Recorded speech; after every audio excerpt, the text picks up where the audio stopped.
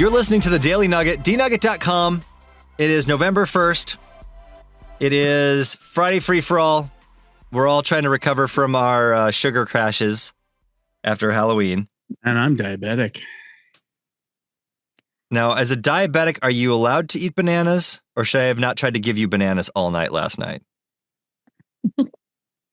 We definitely don't need to go down this road. Oh no, I know they're high on the glycemic index. They are. Actually, my doctor said I've effectively reversed my diabetes. Yay!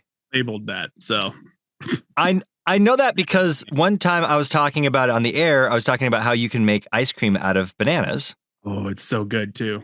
And I said, hey, it's a healthier version of ice cream. And then I had a lady call me. She goes, do you know that bananas are high on the glycemic index? It's only a problem if you're diabetic. You're right. And only if you're a type 1 diabetic. Paula. Yeah. I said, go back to your bog butter, Paula.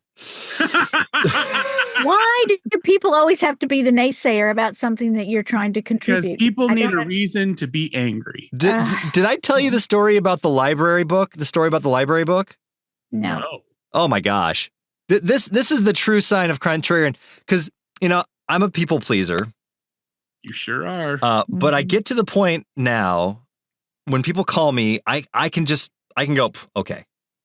Because I told a story about how a guy found an old book in his house from his late wife's grandfather or something. It was 96 years overdue at the library. So he returned it. It was a sweet story. They kept it in like a little, it was a sweet story. I had a lady call me up. She goes, do you know that nobody charges late fees anymore? Because I had talked about how the late fee would have been like thousands of dollars. Sure. Yeah. But clearly they didn't ask for it. He didn't pay for it. But that was kind of part of the story. I'm like, but I wanted to say, really? You don't think any library ever charges late fees? And why are you telling me that? Right. I think. Yeah. Okay. Anyway, so yeah. That's my new favorite question. But my new favorite question, just why are you telling me this? Why? What a terrible time to be alive. That would be a great question for pretty much anything we do on this podcast, Jen. True. I'm thinking it. Jen is the official referee, we decided, of the podcast. That's the name of the episode. Why are you asking me this? Sam is the producer, so he does the names of the episodes. And Janelle, what do you do?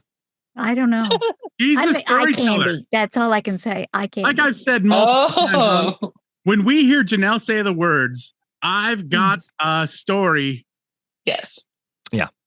For whatever. Yeah. Yeah. Buckle up for animal murder. We know that it's good. Yeah. There's going to be some sort of animal murder or some sort of cadaver switch. I wonder, let's see if Janelle has a story like this. Oh, no. Friday Free For All. A couple watched their car become submerged in Lake Minnetonka in Minnesota after they accidentally left it in neutral. Oh, no. They were trying to launch their boat, but they forgot to put it in park. So the vehicle, trailer, and boat rolled down from where they left and began to sink into the lake. All right, before we go any further, was the wife driving? Oh, no. So there was an officer, thankfully, that helped the couple tow everything out of the water. And when they pulled it in, he found a sunfish flopping around the vehicle's floorboard. Oh, he whiz. And he said, so then he asked them for their fishing license. Oh. I get it. Here's the picture. I don't know. Something about this story. There's the submerged car. Do you think, did the car still run, do you think? I guess it was just submerged for a while. But there's you the get water in your engine, you're in trouble. Yeah, there's the fish in the car. It's going to start stinking in there. Well, it's going to smell like fish now. And lake, which is not great. Lake. And so there's the fish. Every Minnesota lake has a good It's tiny. So tiny. It looks bigger in the picture. Well, I guess it's top down. It's also a sunfish, and they don't get huge. Well, so. and the water distorts and magnifies things. True. Is that the car, though? Yeah, okay, so that's the car. So it's towed out there. I mean, it looks like it's Okay. I don't know. All right, Janelle, let's hear your story. I don't have one of those stories. I feel like you have some but- sort of vehicular story you could share. Well, actually, Knew it. Yep. Knew it. Buckled. Get it buckled. wasn't me. I was not driving, but my daughter, Lindsay, who has recently been on the podcast, was driving a Datsun 200 SX or something like that. One of those little small sports cars. And it Mhm. wasn't that it was, that fancy of a car to drive. It was just what we could afford at the time. Anyway, we bought it for her, and she was actually helping me at our former station in Ponca City. She came home and just plowed right through a road that was flooded, and she didn't know it.